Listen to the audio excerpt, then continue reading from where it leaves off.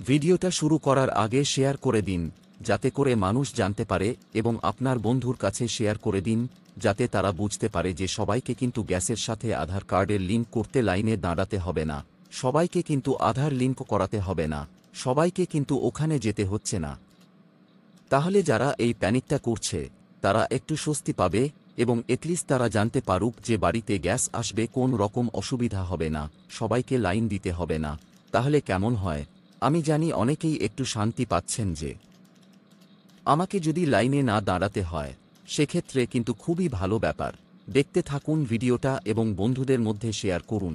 একটু কষ্ট করে সাবস্ক্রাইব করবেন এবং পাশে থাকা বেল আইকনটিতে ক্লিক করতে ভুলবেন না অবশ্যই। কিন্তু ভিডিওটিতে লাইক করে কমেন্ট করে জানাবেন ভিডিও আপনাদের কেমন লেগেছে। এক্ষেত্রে বলে রাখি, 31শে ডিসেম্বরের মধ্যে আপনারা যদি আধার কার্ডের লিঙ্ক না করেন, তাহলে কিন্তু কোন সমস্যা নেই, আপনারা গ্যাস পাবেন। কিন্তু যারা ভর্তুকি পেতেন, যাদের কেওয়াইসি করা নেই, তাদের ক্ষেত্রে একটু সমস্যা দেখা দিবে। কারা কারা আধার লিঙ্ক করবেন? 1. যারা গ্যাস নেওয়ার সময় আধার কার্ড জমা দেননি। 2. যারা ভর্তুকির টাকা পান, তাদেরকে আধার কার্ড লিঙ্ক করতে হবে। এক্ষেত্রে বলে রাখি, যারা রিসেন্টলি গ্যাস সিলিন্ডার নিয়েছেন বা রিসেন্টলি ভর্তুকির জন্য আবেদন করেছেন, তাদের কিন্তু আধার কার্ড লিঙ্ক করার প্রয়োজন হবে না।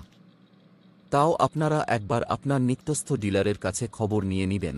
যারা অনেক আগে গ্যাস সিলিন্ডার নিয়েছেন বা ভর্তুকি পান, তাদের ক্ষেত্রে বলে রাখি, আপনারা আধার লিঙ্ক করার আগে আধার কার্ডের সাথে মোবাইল লিঙ্কটি অবশ্যই করে নেবেন। না হলে কিন্তু গ্যাসের সাথে আধার কার্ডের লিঙ্ক করতে প্রবলেম হবে। যারা ভর্তুকি পান না কিন্তু কেওয়াইসি করতে চান, তারা 31শে ডিসেম্বরের পর আধার কার্ডের সাথে গ্যাস সিলিন্ডার লিঙ্ক করতে পারেন, কোনো প্রবলেম হবে না। এ বিষয়ে আপনার ডিলারের সাথে কথা বলতে পারেন। আশা করি ভিডিওটি সবাইকে ভালো লেগেছে। সবাই সুস্থ থাকুন, ভালো থাকুন, দেখা হচ্ছে পরবর্তী ভিডিওতে।